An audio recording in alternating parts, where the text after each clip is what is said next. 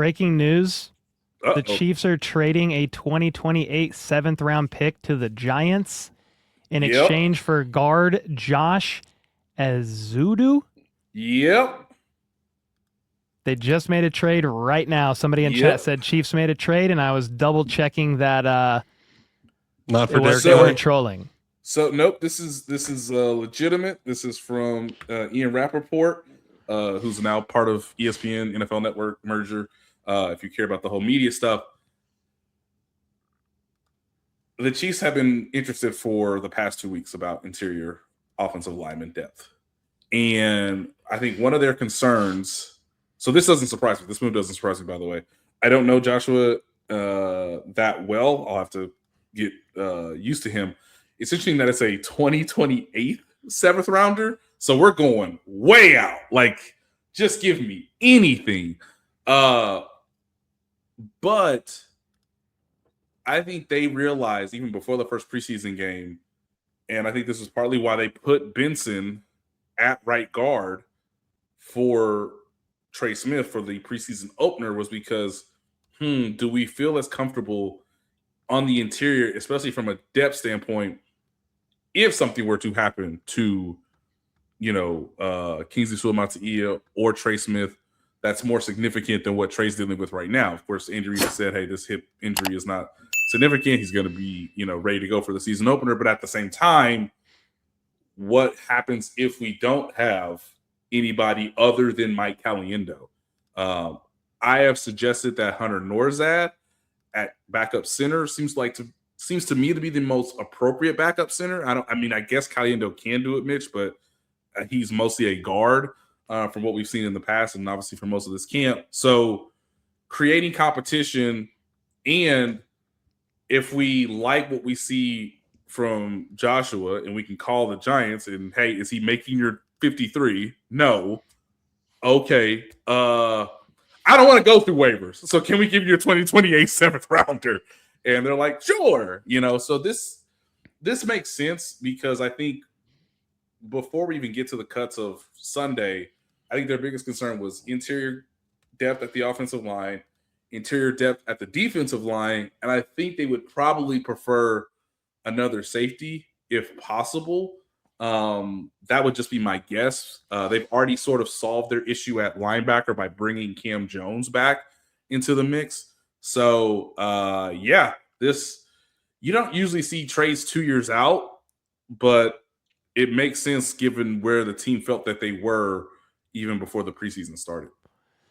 Yeah, it's so Joshua. Just to jump in, does this kind of solidify that it's going to be 10 linemen on the roster, or does this bump someone out in the middle that we didn't expect to? Because I feel like obviously Benson as the 6th and Essa as the 7th seem pretty set in stone. Mm-hmm. And then if you think Caliendo and Norzad are set in stone, then that makes it 10 linemen, which is interesting, because last week we were debating, and I think on the Q&A maybe on Friday, like, what is it, 4 receivers, 4 running backs, or 7 receivers, 4 tight ends, 4 running? Like, there's a lot of offensive pieces that you would want to keep your hands on. So this kind of muddies the waters there in an interesting way. I'm led to believe that they will. That this move suggests 10 offensive linemen and maybe 6 receivers. The idealistic version of give us 7 receivers, and I just don't know if that's legitimate now because of what you just asked, Mitch. Because I think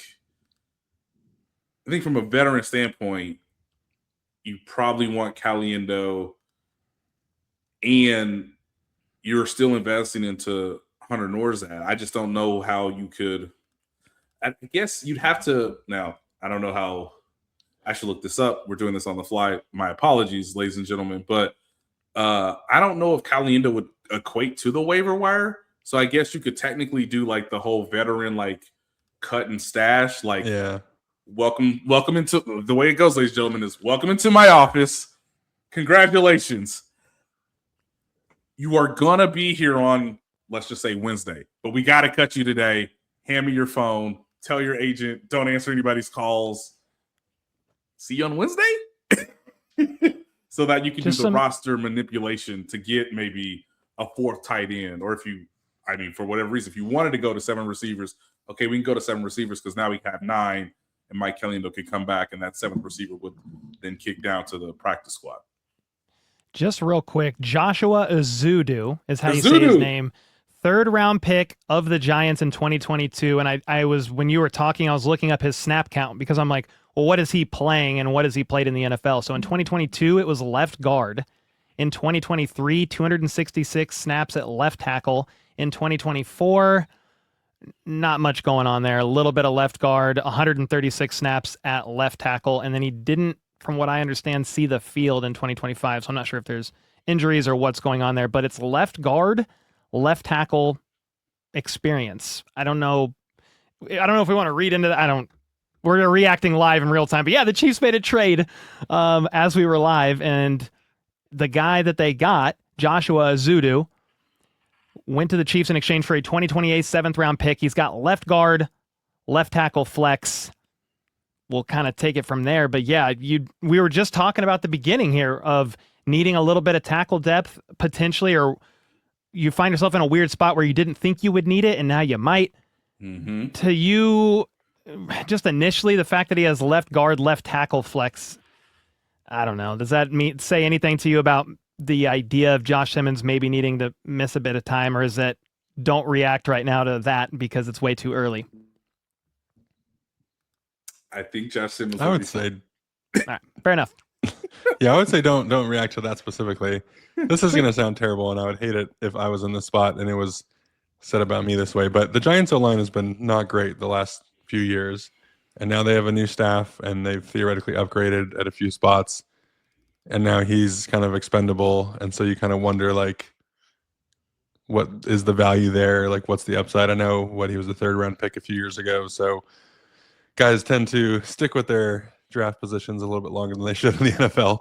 But you do kind of wonder, like, a guy who didn't see that much of the field on a relatively poor and injured offensive line, kind of what's left there or what's salvageable. But obviously, they see something. I think Nagy's in New York, so they're probably talking to him a little bit too, and getting maybe a little bit of inside info there. But if Nagy liked him, I guess he doesn't have the power to say that he would want to keep him on his team. But it's just a couple of little layers there to consider as well. Yeah, it's a question of what's he been like working with you? You're new. This would be a new situation for him. What's he like in the classroom? Is he healthy? Because we'll take him. Would you anticipate something that happens this late in the week of him seeing any snaps at all? Preseason game number 3? Oh, no. If I was his agent, I'd say no. Please, no. Okay. I mean, he'd have no real reps with his teammates, so I would say no. No, but if Nagy's running the show and it's his verbiage, then it's all the same, theoretically. So maybe you put him in the 4th quarter if by then maybe the playbook is slimmed down enough anyway for the guys that are in there at the end of the game. That's something.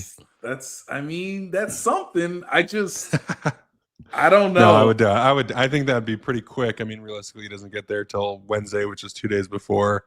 And I mean, you don't even have the chance really to get him into a practice and get him up to speed. So that would be a surprise, but it'd be fun to watch.